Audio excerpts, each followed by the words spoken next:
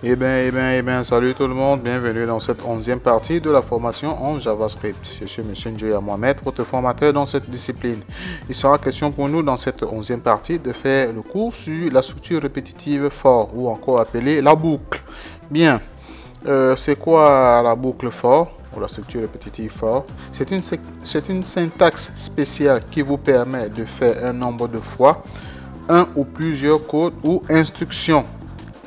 Donc la boucle for a pour syntaxe ce petit élément qui a été sélectionné, for i égale à 0, point virgule. Vous vous rappelez, je vous ai dit le point virgule marque la fin d'une instruction.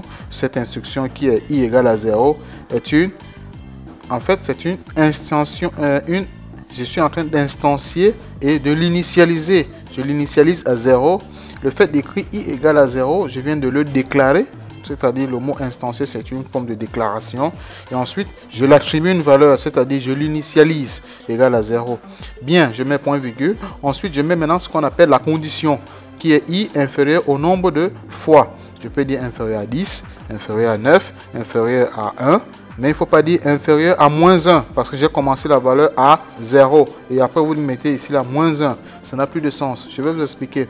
Ensuite, maintenant, je passe au deuxième élément, i++, c'est-à-dire i plus 1. Donc, j'ajoute encore plus 1 à chaque fois que je vais exécuter ce code-là, celui-ci. Donc, à chaque fois que je l'exécute, j'ajoute plus 1. Je passe directement sur mon éditeur. Je vais créer d'abord le fichier boucle for. D'accord, voilà sa boucle underscore for.html. Le voilà. D'accord. Sur le titre, je vais mettre la boucle for. Et à l'intérieur, maintenant, je vais mettre ma balise script. Sans tarder, puisque le code JavaScript s'écrit dans la balise script. Ok, bien script. D'accord, je ferme. Script, je valide. Bien. Donc, for, entre parenthèses, je vais d'abord instancier ou bien déclarer la variable i égale à, d'accord, 0, point virgule, i inférieur, je vais choisir, je vais mettre 5, d'accord, point virgule, ensuite i++, et après maintenant, super, bien, ok, maintenant je vais mettre le code et exécuter, document, d'accord, document.write. Aujourd'hui on va pas faire du get element, dans les prochaines vidéos on va le faire en utilisant toujours la boucle for. Entre parenthèses, je vais mettre par exemple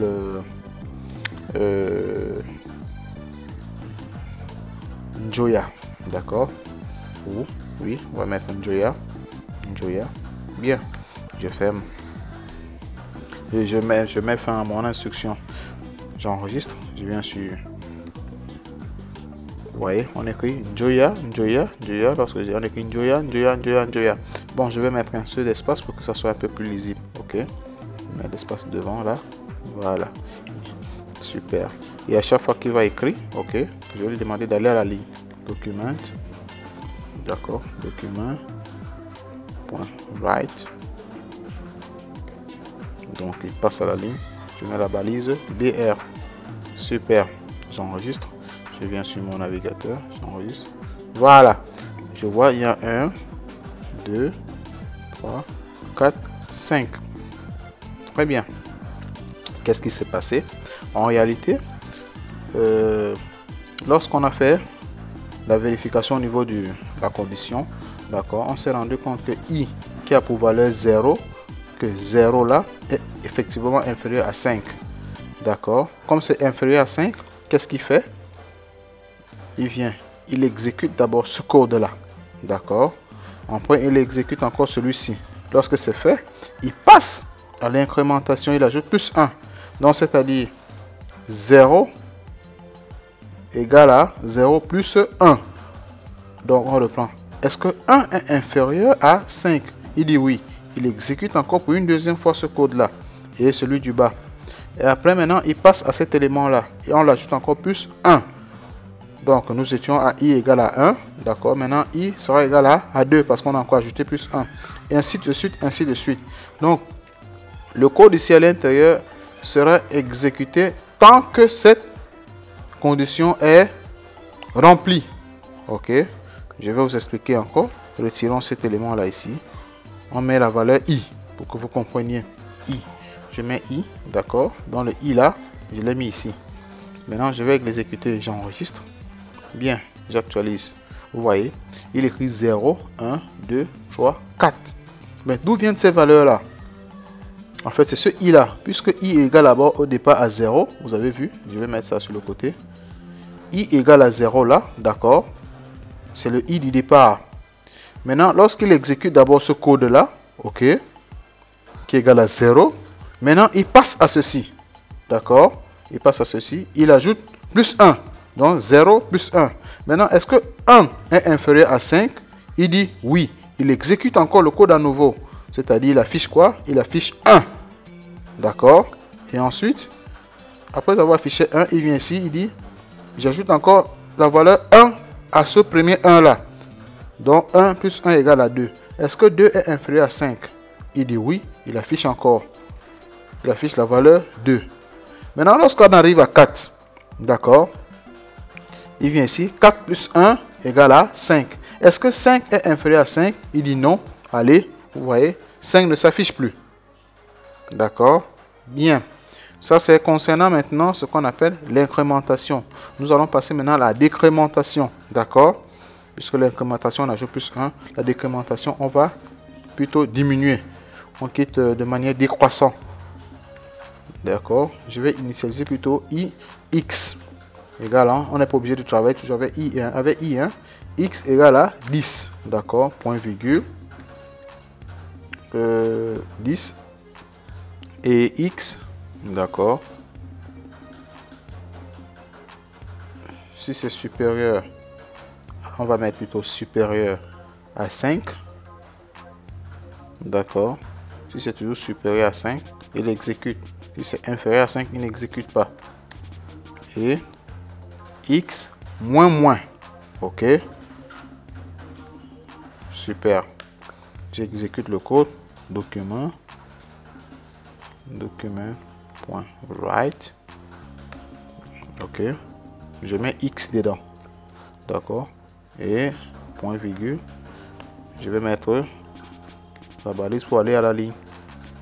Document.write. Document.write. BR. Super. J'enregistre. Bien. Donc, quand est-ce que 10 est supérieur à 5? Puisque j'ai initialisé x égale à 5. Donc 10 est supérieur à 5. Ce code va s'exécuter. Il va d'abord mettre 10. Après, maintenant, il va retirer moins 1. Donc, de 10, moins 1, ça fait 9. Est-ce que 9 est inférieur à 5? Il dit oui. Il exécute encore, il va afficher 9. D'accord. Après 9 moins 1, il passe maintenant ici, il ajoute, il retire encore moins 1. Moins 1, il va faire 8. Jusqu'à ce que quand il va s'arrêter à 5, quand il va remarquer que 4 n'est plus supérieur, 4 n'est pas supérieur à 5, ok, il s'arrête. J'enregistre. Je viens là. Ça va faire 10, 9, 8 jusqu'à 5. Vous voyez, 10, 9, 8, 5. Donc 5 n'est pas inférieur, n'est pas supérieur à 5. Si je disais plutôt 5, x supérieur ou égal, alors il devait afficher 5. D'accord? Mais comme j'ai demandé qu'il soit strictement supérieur, alors 5 n'est pas strictement supérieur à 5. Voilà. Donc, voilà un peu ce qu'on peut voir sur les boucles. D'accord? Je vous ai expliqué. Maintenant, si j'ai envie d'afficher une table de multiplication, par exemple, d'accord? C'est simple. Vous faites ceci. Je vais d'abord vous montrer à quoi ressemble une table de multiplication. Vous voyez, vous avez remarqué que 2, ici 2, donc c'est-à-dire 2 fois, 2 fois, 2 et fois, 2 et fois, 2 et fois sont statiques.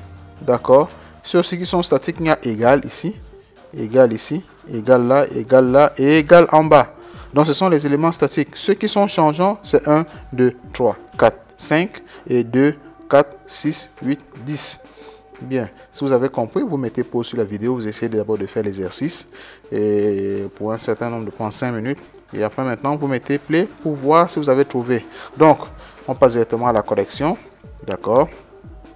Pour faire ma table de multiplication, je vais d'abord mettre mon chiffre, d'accord. Je mets là le chiffre, ou bien mon compteur, puisque c'est celui-là qui va compter, d'accord, pour que vous compreniez. Compteur égale à 1. Je commence par 1 parce que ma table de multiplication commence par, je vais vous montrer, par, il est où là, excusez-moi, vous voyez, 1, là. Donc je vais commencer par 1. Ensuite, point virgule, compteur, ok, compteur,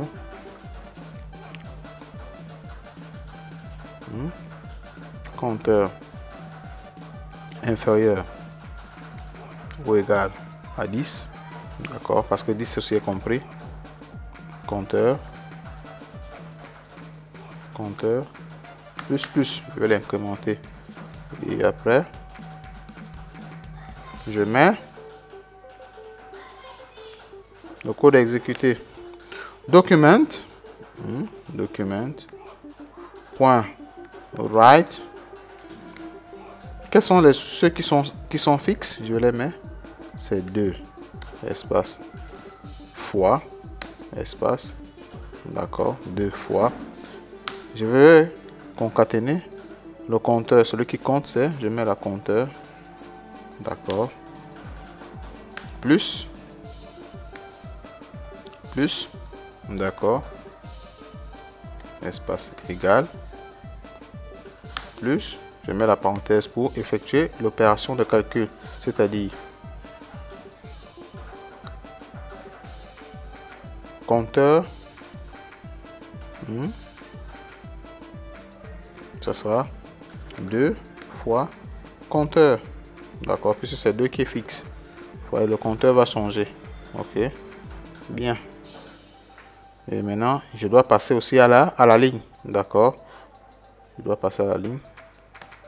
Je copie juste ça et je colle. Je mets le point virgule là, hein. Je colle point virgule, super. Bien, je passe sur mon navigateur. Yop, vous voyez, 2 fois 1, 2, 2 fois 2, 4, 2 fois 3, 6, 2 fois 4, 8, ainsi de suite. Ok, donc voilà. J'espère que vous avez compris.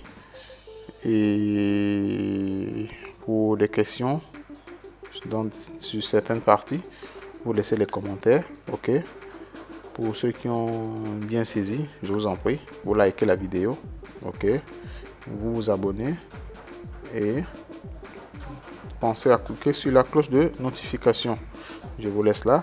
On va faire un autre exercice qui consiste à réaliser le triangle de Pascal. D'accord. Pour ceux qui ne comprennent pas ce que c'est que le triangle de Pascal, c'est un truc comme ceci. C'est pour vérifier si vous avez compris ce que nous avons fait sur la boucle for du jar, comme ceci.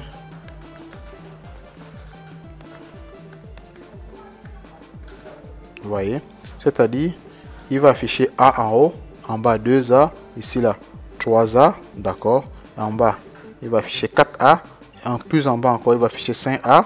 Vous voyez à quoi ça ressemble, non? C'est ça qu'on appelle le triangle de Pascal. Donc je vais vous montrer ça là en image, ok, ça, ceci. Donc on va essayer de réaliser ceci en utilisant la boucle for. Très bien.